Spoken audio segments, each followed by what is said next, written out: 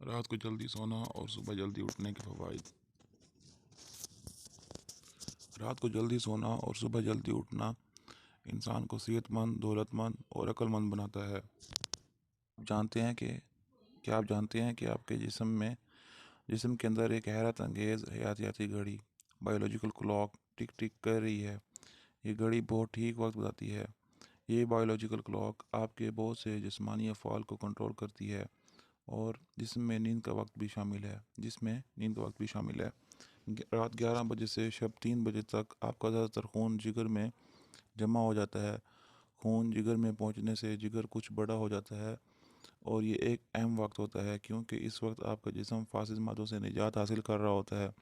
یہ وہی وقت ہے جب آپ کا جگر جسم میں دن بھر کے دوران جمع ہونے والے زہریلے فاسد مادوں کو توڑ کر نکارہ بنانے میں مصروف ہوتا ہے۔ لیکن آپ اس وقت نہ سوئیں تو آپ کا جگر زہریلے مادوں کو جسم سے خارج کرنے کا عمل ٹھیک طور پر انجام دینے سے قاصر رہے گا۔ جگر کو یہی کام انجام دینے کے لیے 4 گھنٹے درکار ہوتے ہیں اور یہ آپ پر انحصار ہے کہ آپ جگر کو کام کرنے کے لیے کتنا وقت دیتے ہیں۔ اگر آپ 12 بجے سوئیں تو جگر کو 3 گھنٹے ملیں گے۔ اگر آپ 1 بجے سوئیں تو جگر کو 2 گھنٹے ملیں گے اور اگر آپ 2 بجے سوئیں تو پھر جگر کو زہریلے مادوں کی صفائی کے لیے صرف 1 گھنٹہ ملے گا اور اگر آپ رات 3 بجے کے بعد سوتے ہیں تو پھر فاسد مادوں کو جسم سے خارج کرنے کا یہ موقع نہیں ملے گا۔ اور اگر آپ سونے کے لیے یہی معمول برقرار رکھتے ہیں تو ایسی صورت میں زہریلے مادے جسم میں جمع ہوتے رہیں گے۔ رات میں دیر سے سونے اور دیر سے سو کر اٹھنے سے آپ کے جسم کو فاسد مادوں کو خارج کرنے کا موقع نہیں ملے گا اور آپ کا جسم اور بہت سے افعال نہیں کر پائے گا۔ رات 3 بجے سے صبح 5 بجے تک دوران خون کا زیادہ تر پھیپھڑوں پر ہوتا ہے، اس لیے آپ کے لیے اس وقت میں ورزش کرنا اور تازہ ہوا میں سانس لینا بہتر ہے۔